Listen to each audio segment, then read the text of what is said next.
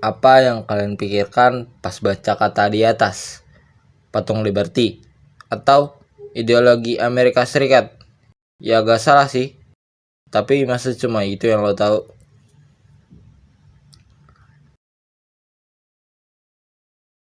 Pada abad ke-13 di Inggris, ditandatanganilah sebuah dokumen yang menandai berakhirnya kesewenang-wenangan Raja John bernama Magna Carta.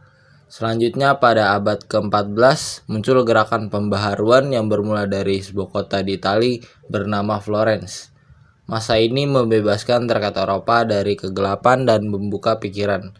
Masa ini ditandai dengan berkembangnya seni dan iptek. Pada abad ke-18, ada sebuah peristiwa besar di Prancis yang menandai berakhirnya kediktatoran monarki di sebagian besar Eropa, yaitu Revolusi Prancis yang ditandai dengan hancurnya penjara Bastille.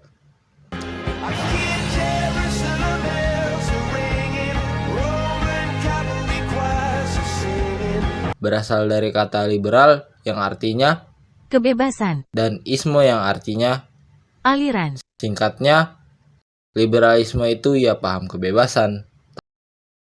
Tapi spesifiknya, liberalisme adalah sebuah paham yang memberikan kebebasan kepada manusia sesuai dengan hak alamiah yang mereka dapatkan sejak lahir atau biasa dikenal dengan hak asasi manusia.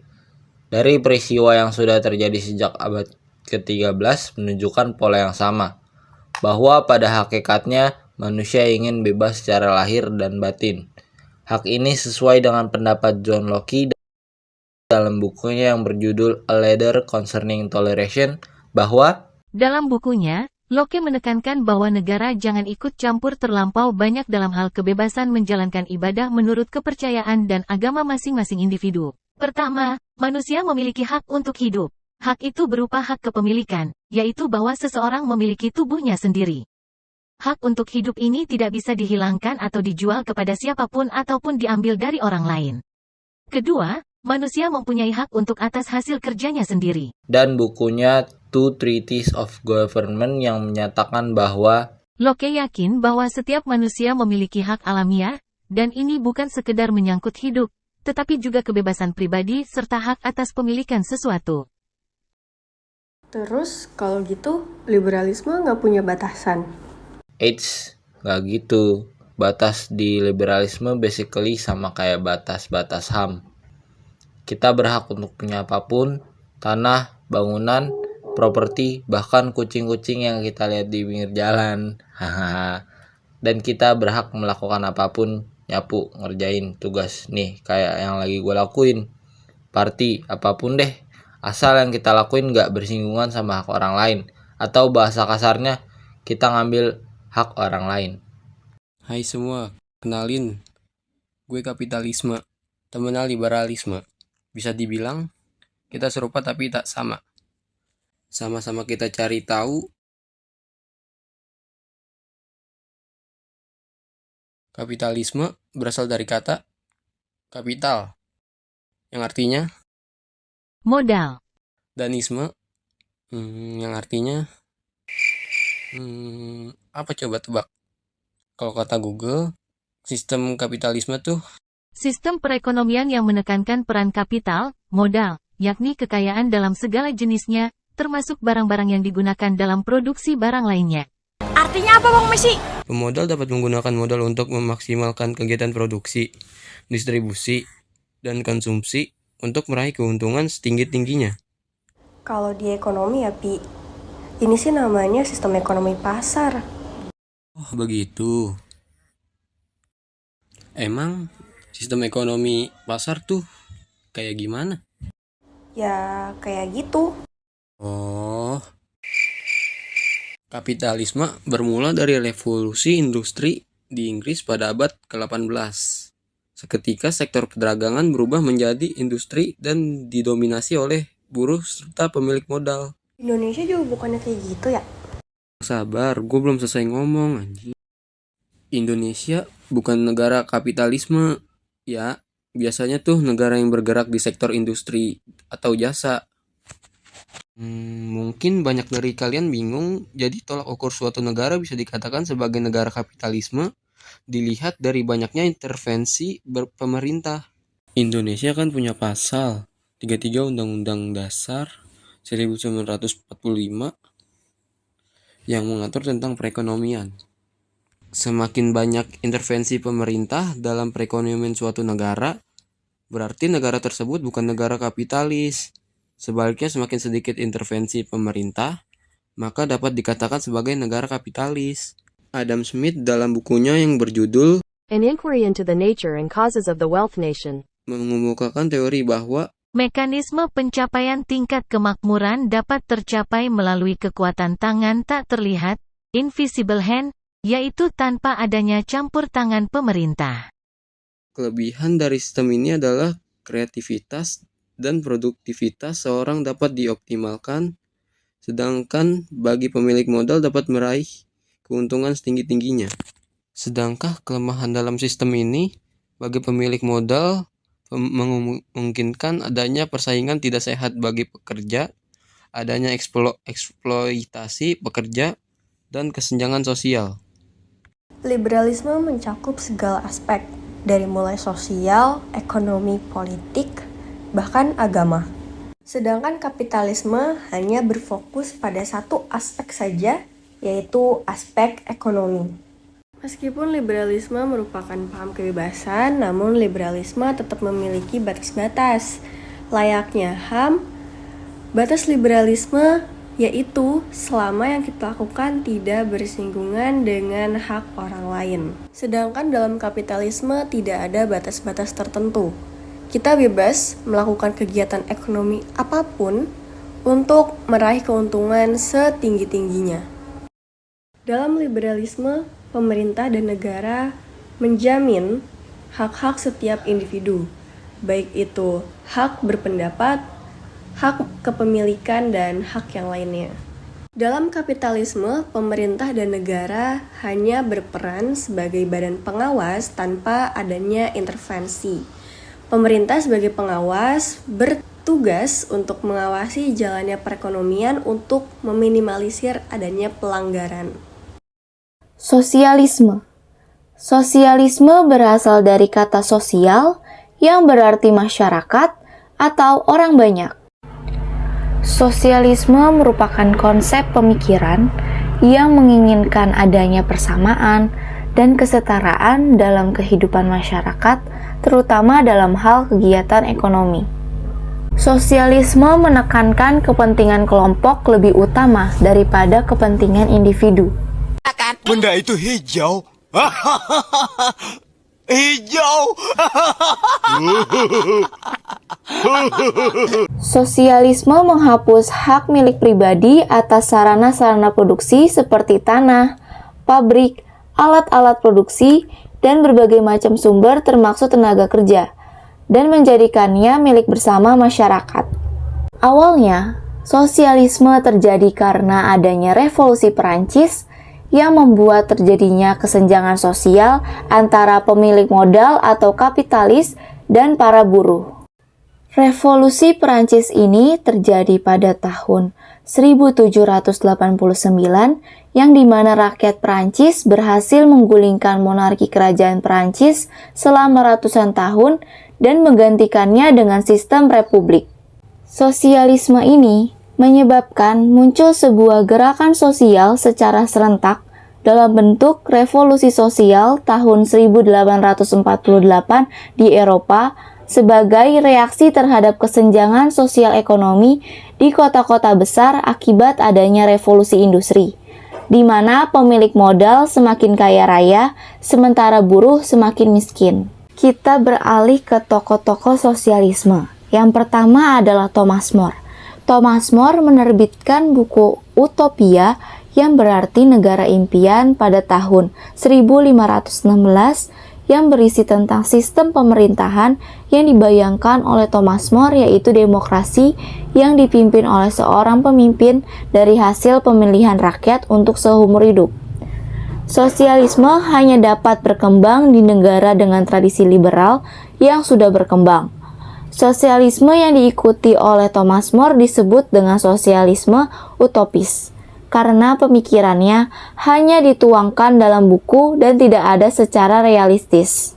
Tokoh kedua yaitu Robert Owen.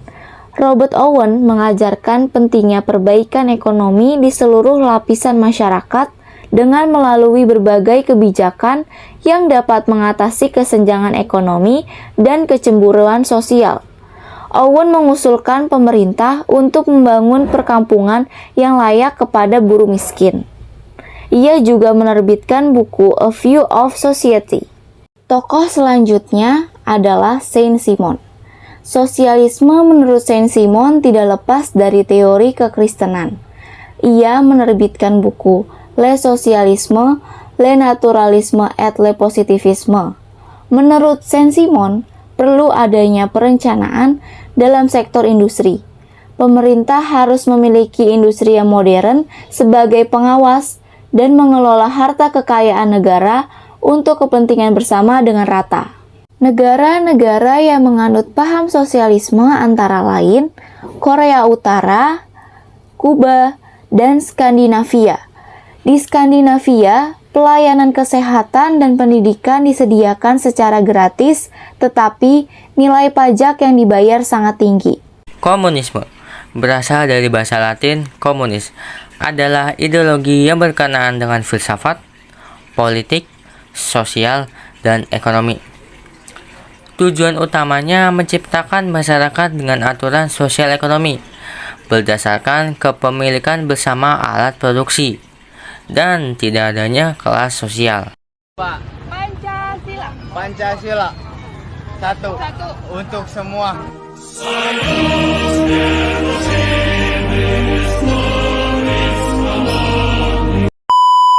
Penganut paham komunisme berasal dari Manifesto Komunis yang ditulis oleh Karl Marx dan Friedrich Engels. Sebuah manifesto politik yang pertama kali diterbitkan pada tanggal 21 Februari tahun 1848. Komunisme pada awal kelahiran adalah sebuah koreksi terhadap paham kapitalisme di awal abad ke-19, yaitu dalam suasana yang menganggap bahwa kaum buruh dan pekerja tani hanyalah bagian dari penggerak produksi, yang mengambil keuntungannya adalah sang pemilik alat produksi tersebut. Makanya, banyak kaum buruh dan pekerja tani yang kelaparan, kemiskinan, dan terserang penyakit. Revolusi yang berkaitan dengan paham komunis adalah revolusi Bolshevik di Rusia pada tahun 1917. Sejak saat itulah komunis diterapkan sebagai sebuah ideologi dan disebarluaskan ke negara lain. Tokoh komunisme yang pertama, Karl Marx. Karl Marx merupakan seseorang yang mencetuskan ideologi komunis sosialis. Ide tersebut didapatkan oleh Karl Marx ketika berada di Brussels. Ia mengenal sosialisme setelah bertemu dengan Moses Hus. Sebelumnya, Marx merupakan seseorang yang menganut aliran Hegelian. Setelah berkenalan dengan ide sosialisme, Marx kemudian menulis The German Ideology dan Thesis on Feuerbach. Lalu, pada tahun 1846, Marx mendirikan Komite Koresponden Komunis sebagai upaya menghubungkan kaum sosialis di seluruh Eropa. Tokoh komunisme yang kedua yaitu Friedrich Engels. Ia berada di Inggris dari tahun 1842 hingga 1844. Selama tinggal di sana, ia melihat bagaimana terjadi ketimpangan di kota Manchester. Di Manchester, Engels melihat banyaknya permukiman kumuh di pinggiran kota. Sementara itu, di pusat kota Manchester penuh dengan kemewahan. Pada 1844, ia meninggalkan Inggris setelah mengumpulkan bahan untuk artikelnya tentang masalah kelas pekerja di Inggris. Engels kembali ke Jerman, tetapi sebelumnya ia mengunjungi Paris. Selama berada di Paris, Engels bertemu dengan Karl Marx. Marx menyukai tulisan Engels tentang Manchester dan tertarik dengan gagasannya bahwa kelas pekerja akan memimpin sebuah revolusi untuk menggulingkan kapitalisme. Bersama dengan Karl Marx, Engels menjadi tokoh yang mengenalkan ide sosialisme komunisme. Pada tahun 2005, negara yang masih menganut paham komunisme adalah 1. Tiongkok, 2. Vietnam, 3. Korea Utara, 4. Kuba, 5. Laos. Nah, kan tadi sudah dibahas tuh tentang apa itu sosialisme dan komunisme, dari pengertian, sejarah, tokoh-tokoh, hingga negara penganutnya. Sekarang, apa sih perbedaan dari kedua ideologi tersebut? Sekilasnya memang sosialisme dan komunisme tampak serupa, bahkan keduanya memiliki beberapa kesamaan, seperti mementingkan kesetaraan dan sama-sama menentang kapitalisme.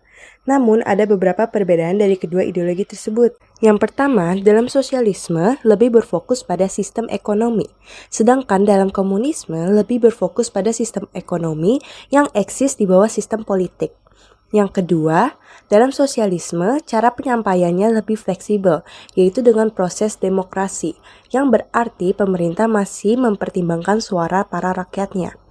Sedangkan dalam komunisme, cara penyampaiannya lebih kaku dengan kekerasan, yaitu dengan penindasan kepada rakyatnya jika tidak mematuhi aturan negara, meski tidak menutup kemungkinan 1-2 penguasa negara komunis tidak melakukan penindasan.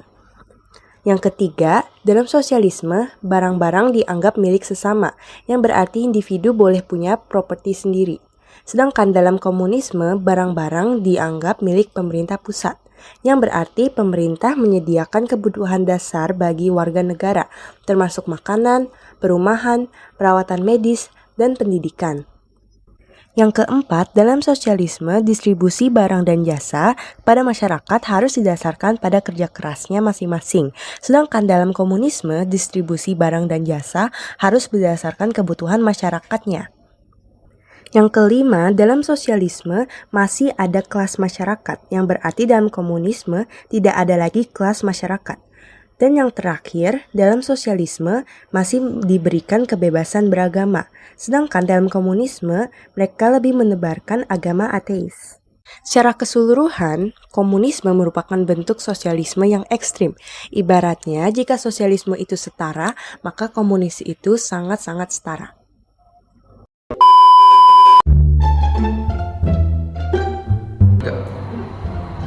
Selanjutnya ada sejarah kapitalisme dapat ditelusuri kembali ke bentuk awal perdagangan kapitalisme dipraktikkan di Eropa Barat selama abad pertengahan.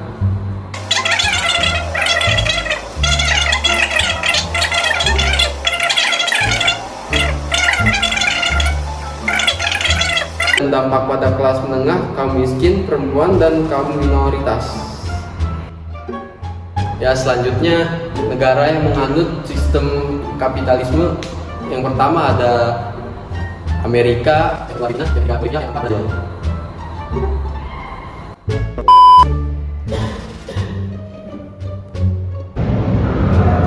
Sana dong kalian nih, malu.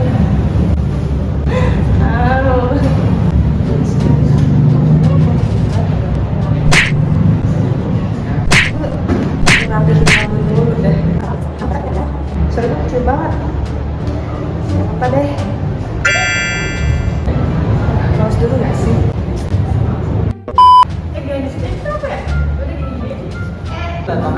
Pokoknya bentuk K. Bentuk K, bukan gitu. Dan tuh. Najis. Kayak itu tuh agak gini gitu. Agak miring badannya. Nah, ini gitu. Nah, satu lagi. Yang kayak agak yang enak ya, guys. Oke. Posisinya kiri apa kanan? Kanan. Kiri. Ini dikit. Stop, udah cukup. Oke, karena tadi kita sudah membahas 3 dalam apa namanya ideologi dunia ya, apa sih?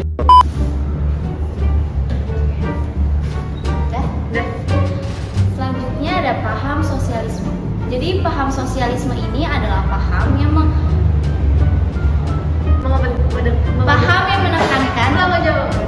Ulang, 1, 2, 3. Oke, selanjutnya adalah paham sosialisme. Jadi paham sosialisme ini adalah paham yang menekankan pada penguasaan atas hak. Gimana sih? Semua. Itu udah mulai. Kita ingin video, tapi tiba-tiba lagi sakit. Ya begitulah. Hai semua, kenalin. Di sini gua membahas mengenai komunis. Ih, jangan dulu lagi PN. Oh ya deh, bilang. bang. Kok kenapa gini ya Asrina? Bisa dikat. Gini nggak? Nah ini karena ini. Nah Rifkinya udah di masih gini. Aman. Hai semua. Waduh. Nggak tahu sampai jam berapa. Kapitalisme. Temennya liberalisme. Bisa dibilang gue sama liberalisme. Iya bu. Oke. Iya bu. Iya bu. Kamu mau bikin modelnya dalam? Iya. Gimana bikin modelnya? Ibu nggak bisa jadi modelnya gitu. Iya iya. Oke. Kita pulang ya. Ya oke. Udah guys, kita diusir. Kita diusir.